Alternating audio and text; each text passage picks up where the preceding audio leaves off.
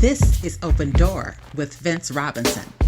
In-depth conversations with people who are making a difference in the lives of others here and around the world. Culture is at the heart of who you are. Know your culture, find yourself on Open Door with Vince Robinson. Grand dawning, great rising, Cleveland, Ohio, and the rest of the world. Welcome to another edition of Open Door with Vince Robinson. We're going to be talking about a very serious subject today that deserves all the attention that we can give it. It is called House Bill 12, and it is a counterpart of Senate Bill 1, and it proposes to make similar sweeping changes to the Department of Education, the State Board of Education, and how education is administered in Ohio. It also prohibits the adoption of any additional rules regarding homeschooling and its oversight. It calls for renaming the Department of Education as the Department of Education and Workforce. It creates the position of the Director of Education and Workforce, who is appointed by the governor with the advice and consent of the Senate and is the head of the DEW. It establishes within the DEW the Division of Primary and Secondary Education and the Division of Career Technical Education, each of which is headed by a deputy director appointed by the director with the advice and consent of the Senate. It transfers most of the powers and duties of the State Board of Education and the Superintendent of Public Instruction to the DEW, and it retains the state boards and state superintendents' powers and duties regarding educator licensure, licensee disciplinary actions, and school district territory transfers. So there are a lot of other things that this bill proposes, but those are among the chief things that we are noticing here. I want to talk about this in depth, and to do that, I have two very important figures in this realm. One is Meryl Johnson. She is a State Board of Education member. She's a retired teacher with 40 years of teaching experience in Cleveland Public Schools. She's a graduate of Glenville High School and the Cleveland District. She received her Bachelor of Arts degree from Kent State University, that's my alma mater, and her Master of Education degree from Cleveland State University, and she was elected to the State Board of Education in November of 2016. This is really important because we have to have folks at a state level who are advocates. And during her years of teaching, she helped new struggling teachers improve their skills through the Educational Research and Dissemination Program developed by the American Federation of Teachers. She also developed and conducted workshops on cultural competency and trauma-informed education to empower teachers to successfully teach all of their students. Ms. Johnson was a member of the North Shore AFL-CIO Executive Board for many years, up until the time she was elected to the state board. Also with us today is a member of the Ohio House of Representatives.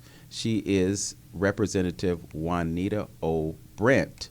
And in the 133rd General Assembly, she authored House Bill 285, which establishes driver's license reinstatement fee debt reduction program.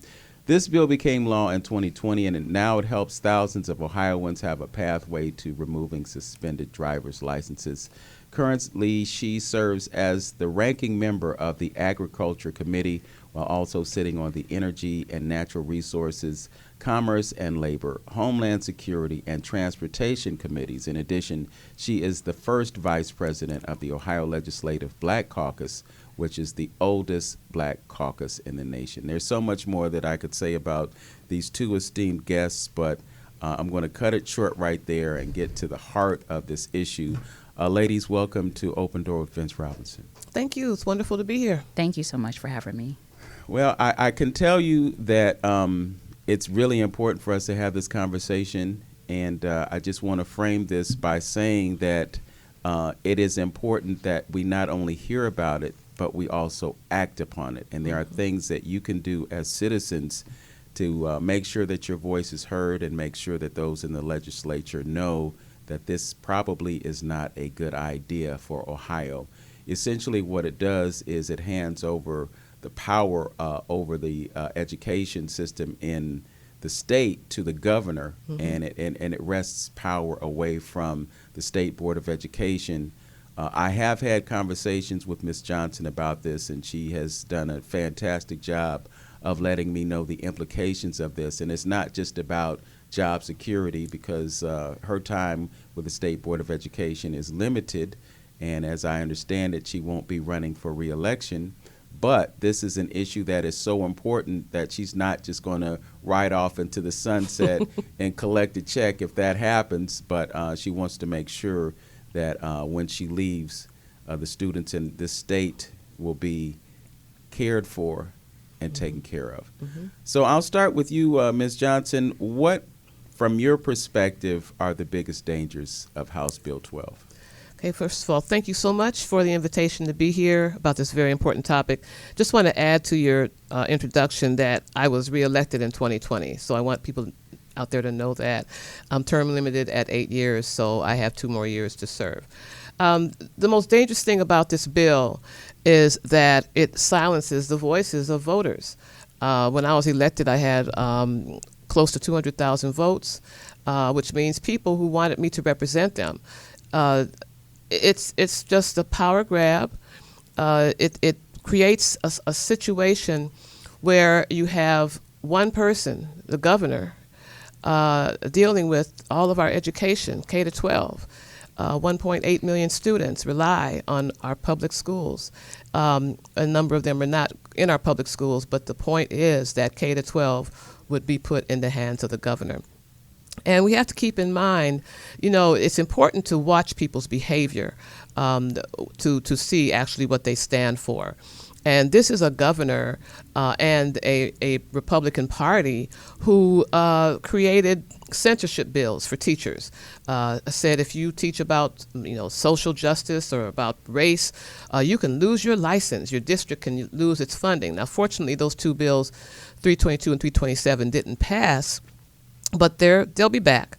And my whole point in saying that is, why in the world would we want to put education in the hands of a party who doesn't believe that children should learn the truth about Black history and American history, which are the same? So it's dangerous. It's really, really dangerous. Yes. And I know we've talked about this before, but what are you feeling are the motivations for them to take these types of measures? I think the motivation is they just want to be in charge of everything. They are arrogant enough to think that they know everything. And, another reason is there's a lot of money in public education, and they would be in charge of federal and state funding. There's a lot of money in public education. I also think the motivation is another bill that's out there, which is horrible, which would be devastating to our public schools, and that's House Bill 11. Senator Matt Huffman wants to give everybody in Ohio, no matter what their income is, a voucher for students to leave public schools and go to private or religious schools, using our tax dollars to put students in private and religious schools. So I think that's another one of the motivations, because if education's in the governor's hands, they can do what they want without fear of anyone trying to stop them. And I really think that because they want to really destroy public education, it's not just Ohio, that's a national goal for the right wing folks, the extremists. They want to destroy public education, and I truly believe that's the major motivation for this bill. Yeah, so just taking from your comments, I'm hearing a couple of things. One is the destruction of public education, Yes, but also you're looking at financial opportunity. I like the way you put that. Yes. Yes. Yes. Yeah, and the other thing is they're having a tantrum because we were able to get rid of 3 of the more conservative members on the board and elect 3 Democrats. And there was no talk about this. Now, this did come up in 2018, but it didn't go anywhere. And so, it's been silent. And all of a sudden, when we have this election of 3 more Democrats, which puts us in the majority of the elected members, because the state board has 19 members, 11 are elected, and 8 are appointed by the governor. So 7 Democrats. We now have the majority of the elected members, and they can't stand that. So I think they're trying to do something to make it, put everything in their hands. Okay, I'm going to shift gears and talk to Representative Brent. Talk about the temperature of your colleagues. What is it? What's in their minds right now in terms of this bill? This is a fight for power. And so since the state of Ohio has not directly addressed campaign finance, we're going to call a spade a spade. There's a lot of money that can be made from people who receive campaign donations from these charter schools. They're giving out max checks. A max checks for a representative like myself or for a state senator is $15,000 and some odd thousand, hundreds of dollars. It's money. This is all rooted in money, in control for people. The moment you change the ability for people to be able to access education, just basic public education, is going to keep a lot of the have-nots, no matter if you're black and poor, white and poor, brown and poor, yellow and poor, just anybody. Your child has a disagreement at school, now they won't have anywhere to go to. It's a control thing. We have a lot of radical people who think that it's their way or the highway when it comes to education. And two, the public needs to know our state budget is $202.1 billion. Guess how much of that goes towards school? Vince, guess how much that goes towards? I have no idea. Half of our state budget goes towards education. Okay. So making these decisions is one of the most single important decisions that we make, because our children is our biggest investments we have in our state. So making these decisions is not just what's happening with the now, is what's going to happen with the later. What happens when it comes to job employers that are coming to the state, what's going to happen when it comes to just a lot of things will be determined about what happens with this education. Okay. So there's multiple attacks going on to public education simultaneously. Now, this bill has already passed the Senate. Yes. Based on your relationship with your colleagues, what are your thoughts about where they are on this bill? Well, there will be Republicans and Democrats who are going to come out in opposition, but there's a strong cry from the majority caucus, which the majority caucus is the caucus that has the most amount of people, which are the Republicans, who want this bill to pass. Not because they believe in it, it's because people are going to get paid off of it. And we have to just start talking about that as a public, that money does matter. So people aren't making these decisions because they love your children so much, because they got the funds to send their children to whatever school they want to go to. But this is big money. So every time you see a big push from stuff going on, you got to follow the money. And then you're going to see people who are getting money from charter schools who are getting $50,000 in charter school money off of this. This is not because people love your babies that much and they want to see them receive quality education. It's money. In the interest of those who are listening who may not fully understand, lobbyists play a huge role in terms of things getting passed. Are you seeing a lot of interest in lobbyists pushing this type of a bill? Yes. People are coming to legislators, and they don't come to me because I've been very clear of my support for public schools. I've written it in letters. I send out a weekly email, so they've seen my support, so they don't even come fool with me at all. Like, they actually steer clear from me, but I know they do talk to some colleagues who are Democrats and Republicans, and they give people big checks. I won't accept their money. And so for me, I become a target. So people who become supporters of public school education, they're trying to get rid of you because you won't accept the money. And so when you don't accept the money, they run people against you who are anti-public schools. So you will see people saying like, well, for the good of our community, we need charter schools because our kids need options. We need to build up the schools that we currently have. I'm going to use this analogy. Public school education is our wife. Charter school has become our side situation that we've had for a long time. Now, you've been messing with this side person, which is the charter schools, and it's done its job, and we have to take care of it constitutionally to a certain extent. But your main obligation is your spouse, and that's what public school education is. You got to take care of your home first. And so right now, we are dealing with a situation where we got to take care of two homes. One where this side piece is, and one where your spouse is. And our side piece has become charter school education and this voucher program. And no person can take care of two homes. Right. So as you talk about that, it seems as though the majority of our students are in public schools. 90%. 90%. And within the 90% of students who are being schooled through the education process in the state, we have certain deficiencies in our education system. You mentioned earlier the things that they're doing to perhaps change the curriculum, and we've talked about critical race theory, but just the whole idea that when you go to school, you learn Black history and not just in February.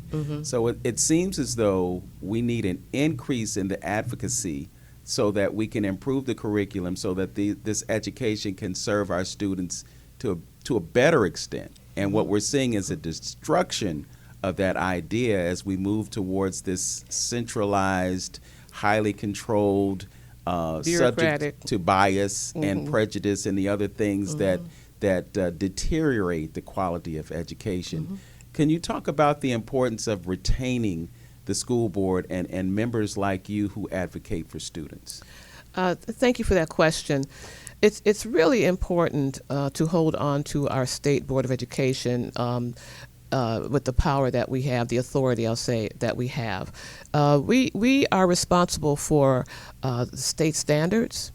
We're responsible for model curriculum, which teachers use as a guide to help them teach the state standards.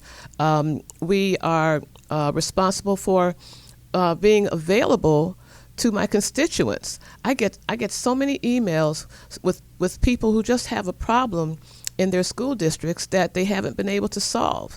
And when I get those emails, I'm able to either offer a suggestion. So, my most common suggestion is, have you been to your school board meeting? It's so important for people to go to their school board meetings to speak out on issues. But I also sometimes will forward their concern to a staff member of the Ohio Department of Education, because they have people who are also qualified to be able to solve some of these problems. And that's one of the other things that's so dangerous about House Bill 12, is that it destroys local control. So our local school boards will no longer have the authority to make decisions within their own school districts. But, the State Board of Education, just last month, couple of months ago, we were able to pass a resolution where we don't believe in the retention for the third grade reading guarantee. And just to explain for people who may not know what that is, third grade reading guarantee is a test that third graders have to pass to show that they can read. Now, I personally have a concern about everything being focused on a test, but that's the way it is right now. And so students who don't pass the test are kept in the third grade. That's horrible. And so we passed a resolution at the state board against the retention. Now, we can advise, we make recommendations to the legislature, but it's important for people to see where we are, because we're the ones who are really monitoring and looking at education in Ohio to make sure that it's fair for everybody. Could you talk about the relationship between the State Board of Education and local boards of education? Well, because of local control, we really don't have a strong relationship between the two.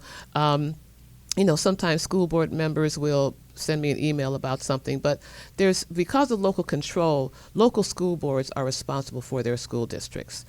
As a school board member, I will visit, school board meetings and talk to people and so forth. But we really are more responsible for making sure that we take care of standards and so forth. Okay. I just wanted to see if there might be any impact on local boards with the elimination of the state board. Well, we're not really being eliminated. We would be left with 4 little tiny tasks, but the House Bill 12 would destroy local control. So that's what I'm trying to say, is that local control would no longer be important, because everything would be in the governor's hands, which would be devastating to our schools. Okay.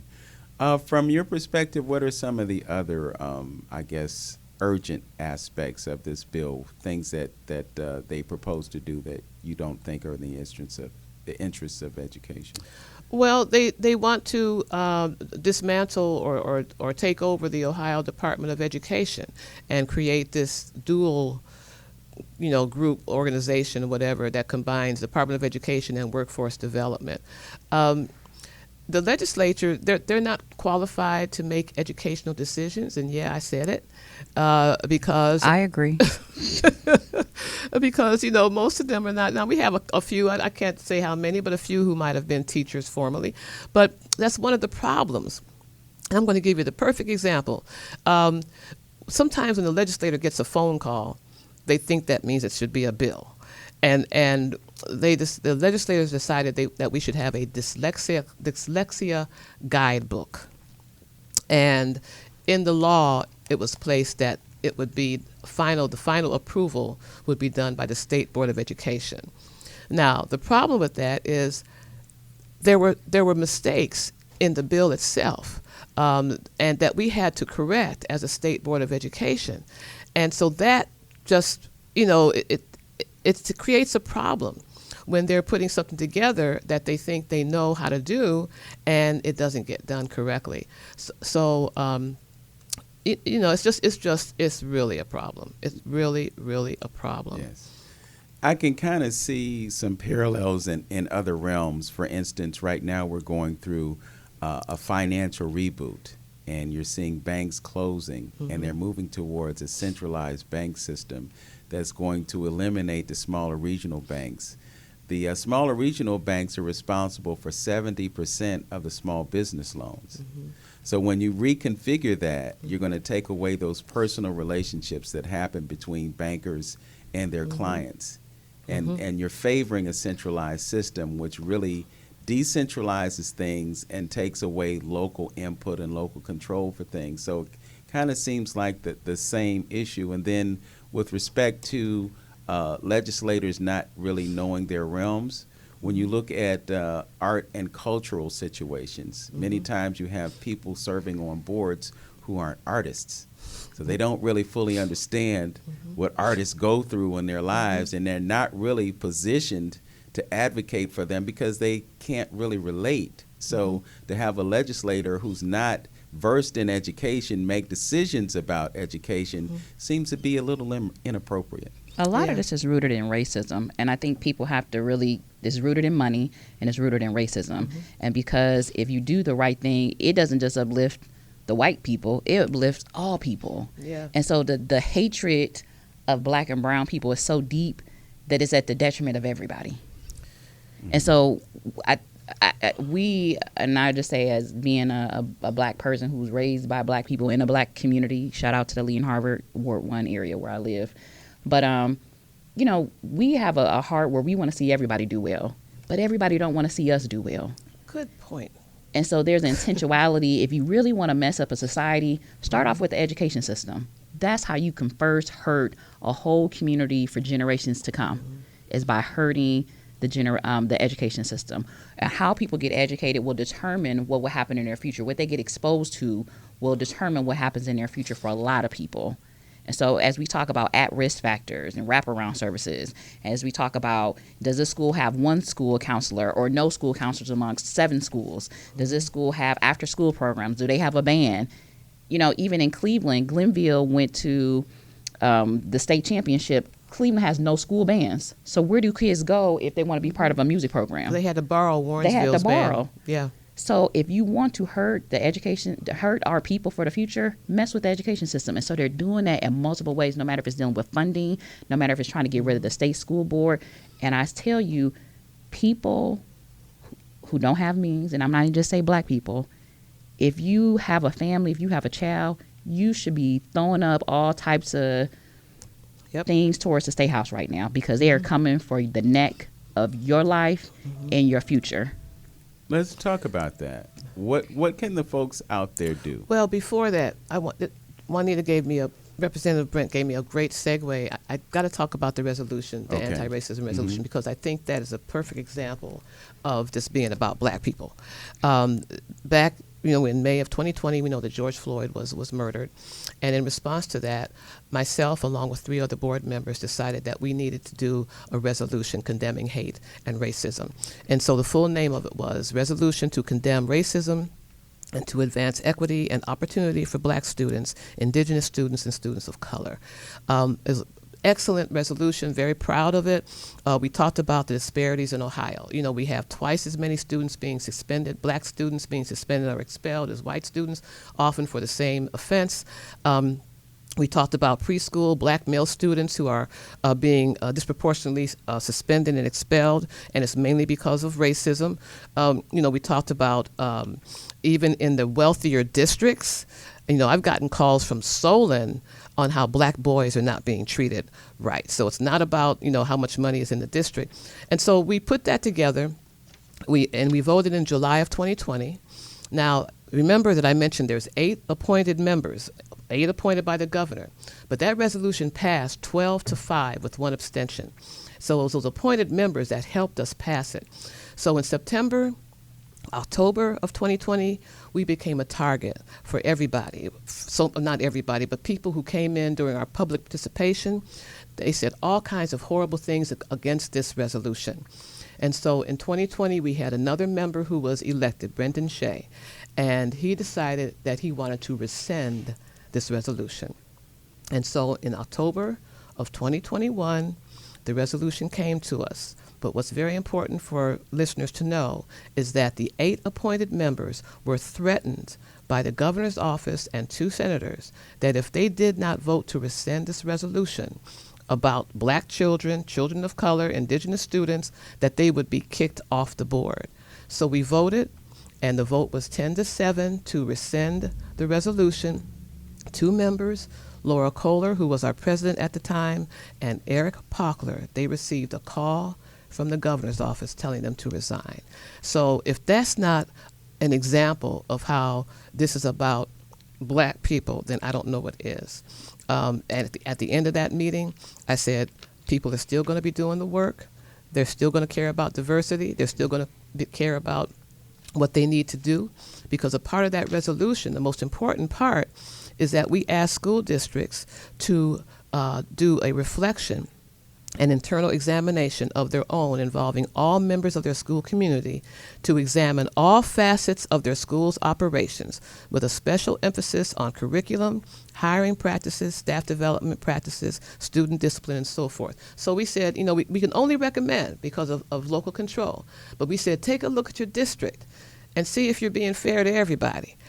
And the Republicans didn't want that to happen. So they made sure, it reminded me of the Godfather, the horse's head in the bed. That's what it reminded me of, that kind of mob mentality, where if you don't do what we want, we're going to punish you. And they punished 2 of our members. Well, when we look at contemporary times, we see all this pushback against accountability. That's why you want to erase history, because you don't want to be held accountable for the sins of your fathers and mothers while you still continue to benefit from them. So, them erasing these types of things is just a measure of them not wanting to be held accountable. Representative Brent, I just wanted to talk to you about what folks out there who are listening can do. What can they do to put an end to House Bill 12? Well, first, you got to be aware of the facts. We need people to start actually showing up to the State House.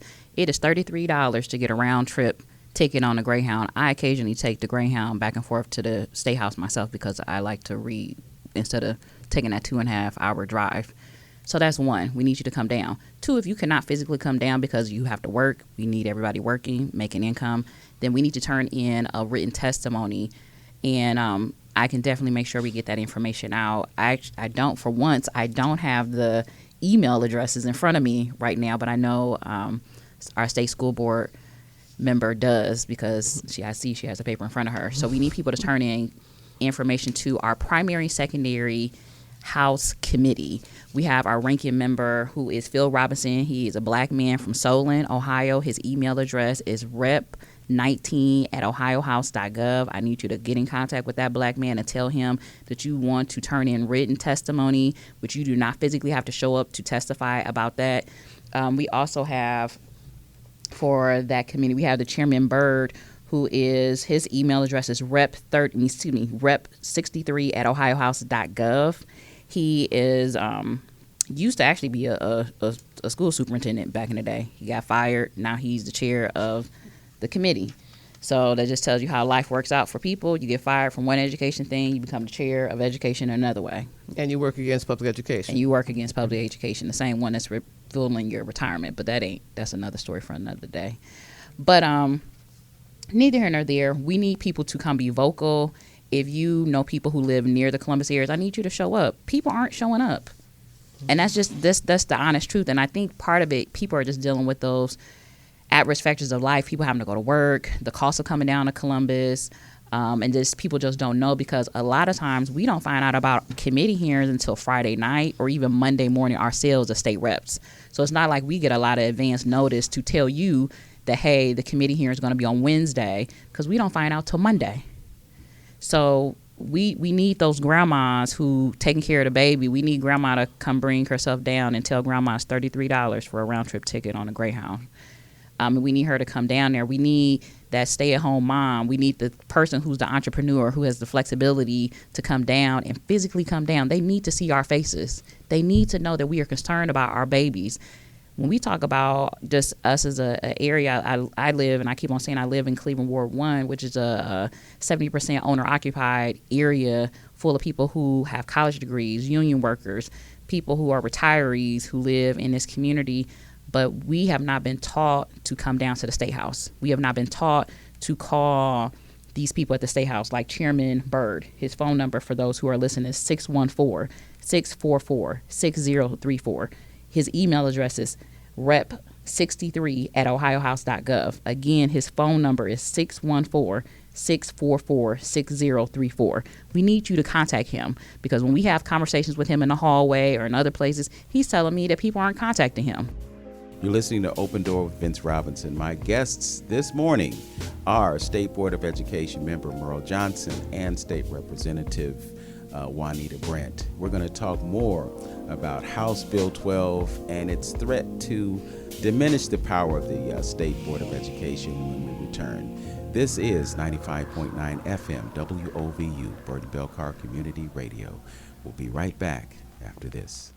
April 19th at 7 p.m., Cleveland Mayor Justin Bibb will deliver his 2023 State of the City address at East Tech High School in Cleveland Central neighborhood, hosted by the City Club of Cleveland in partnership with Cleveland Metropolitan School District. Mayor Bibb will discuss foundational work and progress made during his first year in office, and look to the year ahead with a focus on public safety, modernizing city government, economic development, and breaking down barriers to progress for the city and its people. Mayor Bibb will also answer questions submitted by Cleveland residents. Submit your questions ahead of time by going to cityclub.org/forums. That's cityclub.org/FORUMS. You can also watch the free live stream at cityclub.org. Mayor Justin Bibb's 2023 State of the City address, held at East Technical High School April 19th at 7 p.m., is brought to you by the City Club of Cleveland, Cleveland Metropolitan School District, and 95.9 FM WOVU. Our Voices United. Burton Belcar Community Radio. Welcome back to Open Door with Vince Robinson. My guests are State Board of Education member Meryl Johnson and State Representative Juanita O. Brent. I noticed that about your name, J-O-B. Mm-hmm. I'm getting the job done right. You're getting the job done. No, but just real quick, yes. I'm the daughter of an immigrant, so my middle name is Alukime. And so it really, I wanted to make sure for those who are at home and those who say, like, hey, we got Barack Hussein Obama, we got Juanita Alukime Brent. So there are a lot of us out here who are the descendants of immigrants, and so I always make sure that people know my middle name. Okay, and Olukime means God is faithful. God is faithful. It's a powerful name. Yeah, and folks should know. Yes. All right, so before we took the break, we were just mentioning some names and numbers, and I want to have you reiterate them, and then we'll come back to them before the show ends, because, again, this is your opportunity to take action. Sometimes we can talk about what things are going on, but sometimes we can take initiative and let folks know, because if they don't hear from you, they will assume that they have your consent. That's very true, and that's always tends to be the conversation a lot of times on the House floor, like, well, we didn't have anybody contact us about that, because a lot of times our folks don't know who to contact. So one thing that I'm trying very differently is physically passing out physical copies of contact information and emailing contact information and putting on social media contact information, because I could get 200 emails of people telling me that I should vote some type of way. But if you're not telling the chairman, he will stand on the House floor and say, nobody told me this. So I need people not just telling me, but also telling the people who are on these committees. Could you talk about the composition of the House? I know we said earlier that there were only 4 black folks and 4 women. Oh, goodness. So there are 4 black women in the Ohio House. We holding it down for basically all the black women in the state of Ohio. And part of that has come to pass because of gerrymandering. And if you look at how even Cleveland is cut up, Cleveland, most of our districts are very suburban heavy. And so that really changed the dynamics of what representation is going to look like. There's going to be a time where Cuyahoga County is probably only going to have 1 black state rep. Even for the district that I have right now, and I tell people all the time, I don't know if the next person behind me will be black. And I'm not saying that we have to have somebody black, but there's 132 of us. Representation matters, and there's only 4 black women. That says a lot. Mm-hmm. So coincidentally, districts have changed for you as well. Could you talk about the complexion of the district that you represent?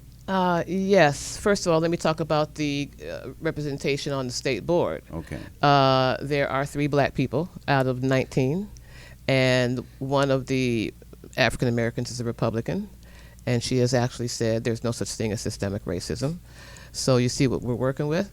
And what's really important also is that people have a way that there's more that they can do. And I just wanted to mention this. First of all, I think you mentioned Honesty for Ohio Education. People don't know who their senator is. They don't know who their representative is. And that's important for them to find that out. They can go to legislature.ohio.gov. And there's a way you can put in your address and find out who your senator and representative are. But there's also a way where you can track bills and receive email alerts on legislation. And that's what I've done, so that House Bill 12, they'll alert me when there's a hearing coming up, what's going on, did a vote take place. So people have to keep themselves informed, and there are ways to do that. So I think that's really, really important for folks, because if you don't call people, they'll figure they don't care. I'm going to do what I want, and we have to step up. And we haven't talked about voting yet, and I know we're going to get into that and all the changes, the voter suppression that continues to go on. But voting is a real good way and a real easy way to exercise your voice, to exercise your power. Yes. Well, as we talk about gerrymandering, one of the reasons that it's done is to take away the power of the vote. Yeah. And when we had our last conversation, you talked about the district that you serve in and, yes. and where it is. And I gotta talk, and it's really it's vindictive, because not everybody on the state board had their districts changed in such a drastic way. But the 4 people at the time, there were 4 Democrats, and we voted not to rescind the anti-racism resolution. So myself and Dr. Antoinette Miranda, who are the other black person, we both had our districts drastically changed. She was given more rural districts, which means it'll be very difficult for a black person to replace her. And I was given more west side of Cleveland and Medina County, Wayne County, Ashland County, and places like Bay Village, and that's fine. They deserve representation too, but they didn't vote for me. Okay, that's the bottom line. They did not vote for me. And Brook Park, Fairview Park, Newburgh Heights, Olmsted Township, Rocky River, Stroudsburg. So I was taken from 2/3 of Cuyahoga County, 24 districts, and 1/3 of Lake County, majority African American folks, and given these other districts. So in essence, people who say voting doesn't matter and push back against that whole idea, perhaps they're mistaken, because if it didn't matter, then they wouldn't go through such lengths to change how we can vote. Exactly. Exactly. And then the whole idea of voter suppression, them really telling you, don't vote, You know, it's not worth it for you. So you've got all these measures to push you away from that. That's true. And you know, with a 26% turnout in Cleveland in this last election, you know, people are disheartened. I always say, you know, voting is directly related to the quality of life. And if you struggling and hungry and trying to do the best you can, you call a place and they put you on hold, or you keep getting menus and nobody helps you out, then you're going to say, you know what, voting ain't doing nothing for me. And that's one of the issues, is that we have to focus on improving people's quality of life, so they will feel that if they vote, then something might change. Okay. Representative Brent, are you seeing any changes in your district as a result of the gerrymandering? I think you touched on it a little bit earlier. Yes. So as a person who's watched these lines, my community that I directly live in, that's Cleveland Ward 1, has been torn apart, where Ward 1, the Lee Harvard community, which is a predominantly African American community, has been torn into 2 different house districts. And I just know long term, no community wants to be split when it comes to representation. You want to have one representative that represents the whole community, and that just really dilutes the community's voice. What will happen, and what's going to happen, is that we're going to have people who will never have majority of Cleveland. And so when we think about Cleveland being a majority African American city, if we are at a place where Cleveland is never a majority of any house district and is only the majority of one house district, then think about who's going to be representing you at the state house. That means it's going to be mostly suburban, or maybe even to a certain extent a rural district that's going to be representing you. We have a state senator right now who's all the way from Lake County that has part of Cleveland. So he gets to have a say-so when it comes to funding of Cleveland, because he has 2 precincts of Cleveland. So now he gets brought to the table. So elections have consequences, and people have to be very much aware of what's happening with these lines. Mm-hmm.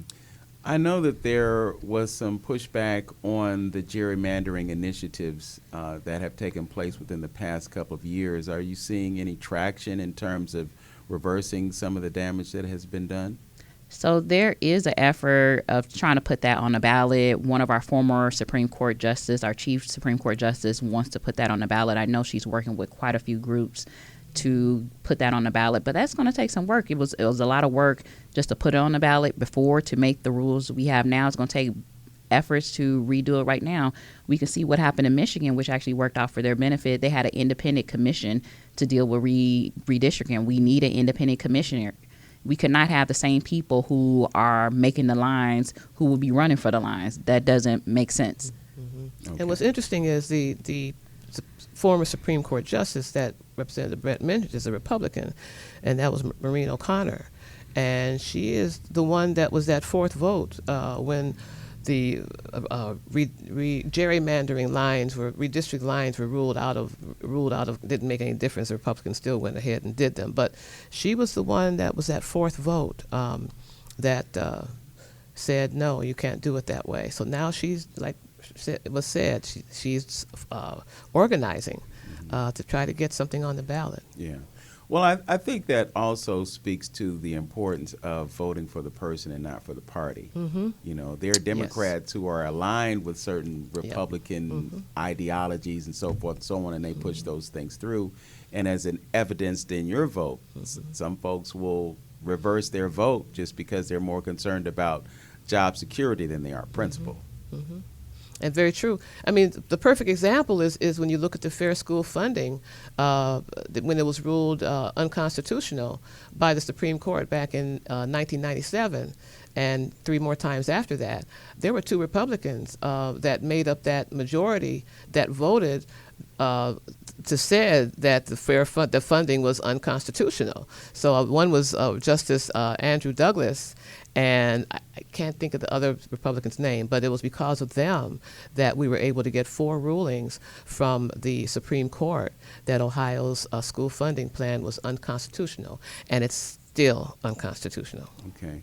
I have to ask this question because I'm just curious about it. What impact does your presence in that legislative body have on the voting and the opinions that come from your colleagues. And I bring this up because of your involvement in the Crown Act, and we talked earlier about perhaps a lack of awareness of some on the importance of black hair, but it all is tied together. Can you be impactful in terms of approaching your colleagues and saying, hey, you know, this really is not a good idea, and what can we do to reverse the sentiment? Black women have always been the conscience of our state house. They have been the one who have been concerned about our black maternal health, which happens to be this week. Shout out for that. No different if we're talking about infant mortality, if we're talking about hair discrimination. Black women have been the conscience. There's been so many women before me, including my aunt, who was a state rep, or Ryan Glenn, who was the first state senator, or Helen Rankin, who was the first state rep in 1971. Black women have been the conscience of the state house. Yes. Helen Rankin, CJ Prentice, yeah, who also used to be a state board board member. Yes. Helen Rankin is the reason why we have mammograms that insurance companies cover. So black women have continually been the conscience of the state house. So I'm really just walking in their footsteps, not vice versa. Mm-hmm. You know, when I think about the career of someone like George Forbes, I think about the whole notion of succession planning, and you know, not to throw darts or anything, but you know, he didn't leave a successor. And when I look at ladies like you, I just wonder, is it in your mind that we need to groom someone to represent and advocate when you move on to the next phase? Definitely. And the way my districts were changed around, it's going to be really almost impossible for a black person to be elected in this position for District 11. But I am definitely looking, and I said I'm just going to find white people who think like I do. And I have one gentleman who's teaching right now, but he lives in Westlake, and he has already expressed an interest to me in running, and I admire him. He really he knows what's going on, and he would be fair. So I'm working on it. I'm definitely working on it. Some other people have expressed an interest, but you know, I'm very careful when I think about who's going to be there instead of me. You know, I advocate for our black kids. I mean, that's why I ran. Of course, and as Representative Brent, you know, I think it's the Children's Defense Fund. It says a rising tide lifts all boats. So, you know, I may advocate for those kids who constantly get left behind, but I'm advocating for everybody. So I've got to make sure somebody is running in my position that's going to advocate for everybody, but especially for the students that get left behind every day. Okay. What, from your perspective, are the most pressing issues in our education system right now? I think the most pressing is the literacy issue. You know, if once students can read, you know, they can go anywhere, and it's I think that is really the biggest issue. The second one, which a lot of folks don't really talk about, is the trauma that our students are experiencing, which is why it's making it so difficult for them to learn, especially as a result of the pandemic. We have 100% of trauma, not only the children, but the adults too. And, you know, I train teachers in trauma-informed teaching strategies. I just trained about 60 teachers in East Cleveland in trauma-informed teaching strategies. And once you have that information, I experienced that myself when I was trained. It changed the entire climate of my classroom because when students are experiencing trauma, it affects the survival part of the brain, and that part becomes the dominant part because it's being used the most. And what that does is it literally hijacks the prefrontal cortex, or the thinking part of the brain. So when people think these kids aren't passing these tests because they don't know the information, it's just because the thinking brain is not working right now. And I always use the example that if I'm being chased by a bear, I'm not going to care what 2 + 2 is. So I think trauma is such an important issue. And I've mentioned it to legislators. I've asked them to propose statewide training. Pennsylvania has done it. So many other states have actually created a way for teachers to be trained in trauma-informed strategies. And so I think that is a missing piece of education reform as far as I'm concerned. Okay. And I and, hear you. and then the other one, and I just want to mention Okay. the learning acceleration, trying to make up for the learning loss that our students experienced. I mean, we had students who left in the first grade and came back in the third grade, so a lot of folks don't look at it like that, but that's real serious, especially in those younger grades when you're building that foundation for reading and math and so forth. So then the other issue is the workforce development. That's a big issue too. What types of initiatives are you seeing being necessary for teachers? Well, unfortunately in Ohio, I don't see a whole lot initiatives being done for teachers. I see more stuff being done against teachers. But one of the things that I always press is self-care. That's a personal thing, but teachers have to look out for themselves. Being a teacher is hard.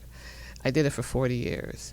And so often, we become the caring, trusting individual that students have to rely on to be able to share what's going on with them.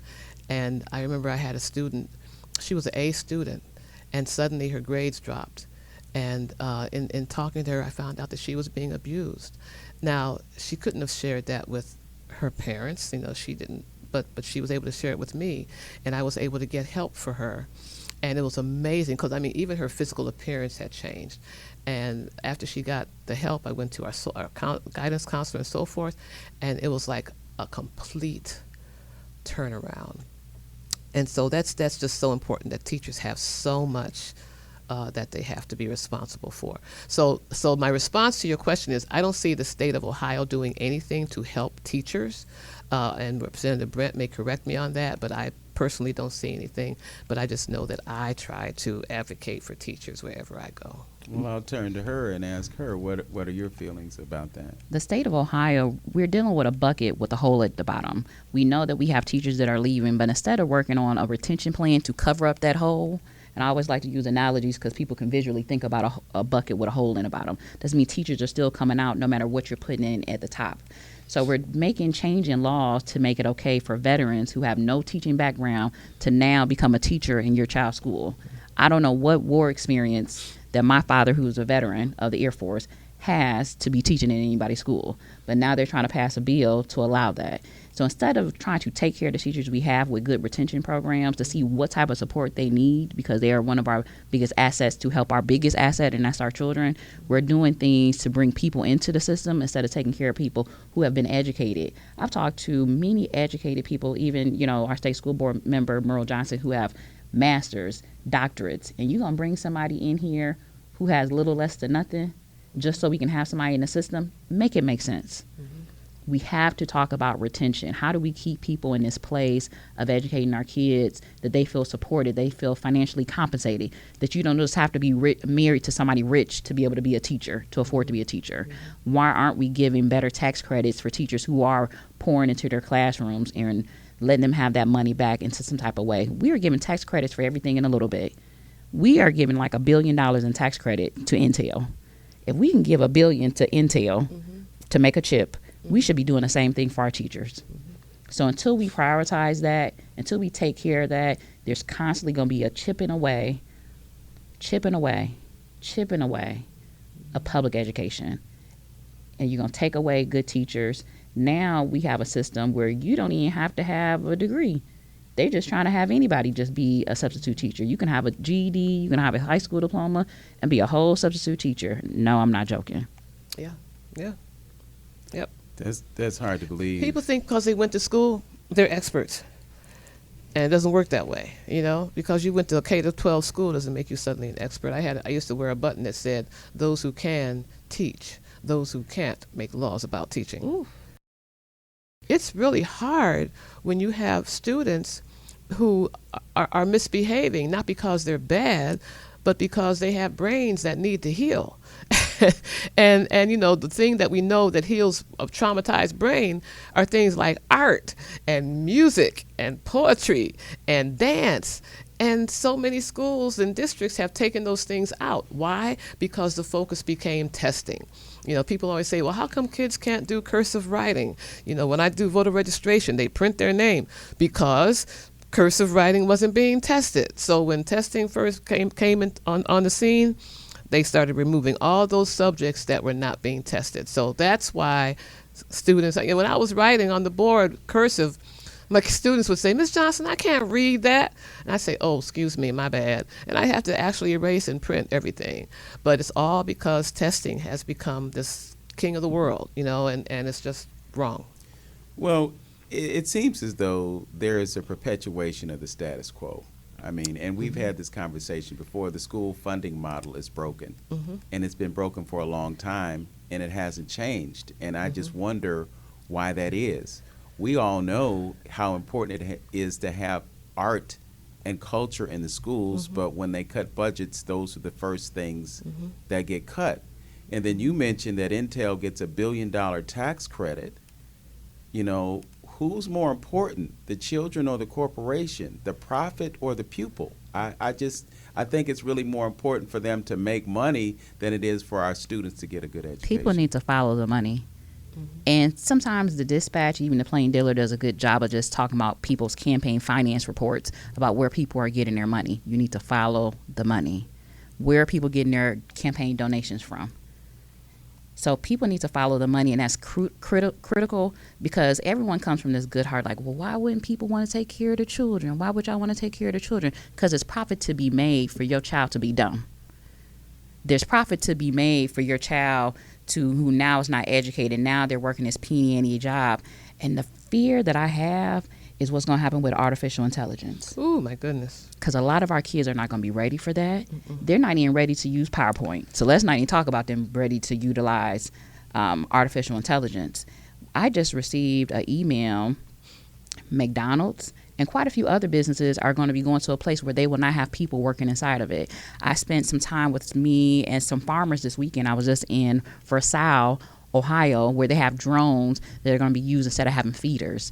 Every time you talk about using artificial intelligence, you're talking about a physical job that people physically won't be able to do.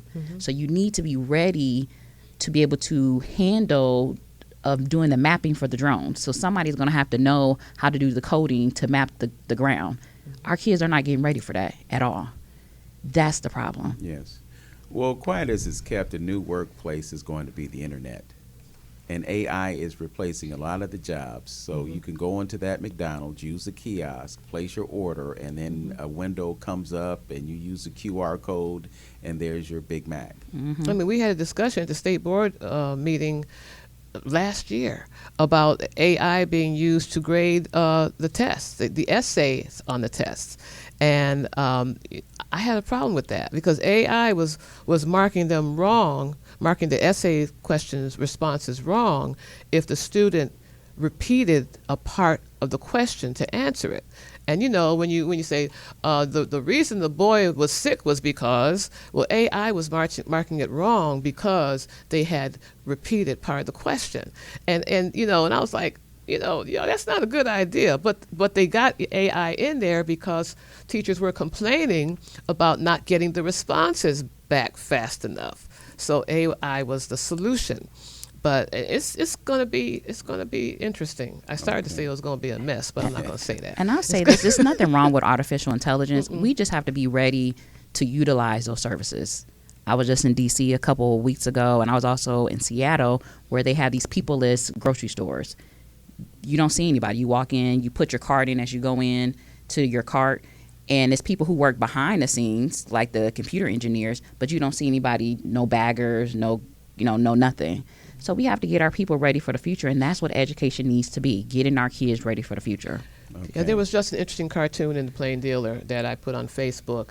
You might have seen it, Vince, and it had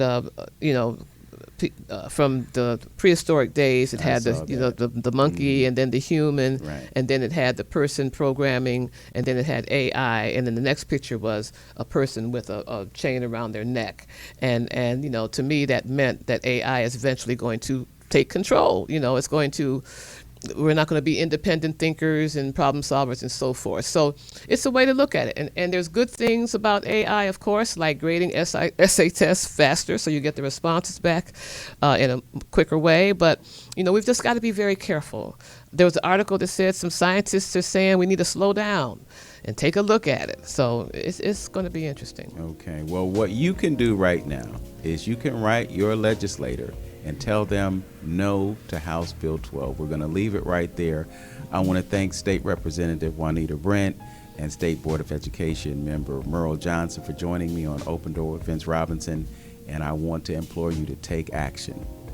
As always, know yourself, love yourself, be yourself.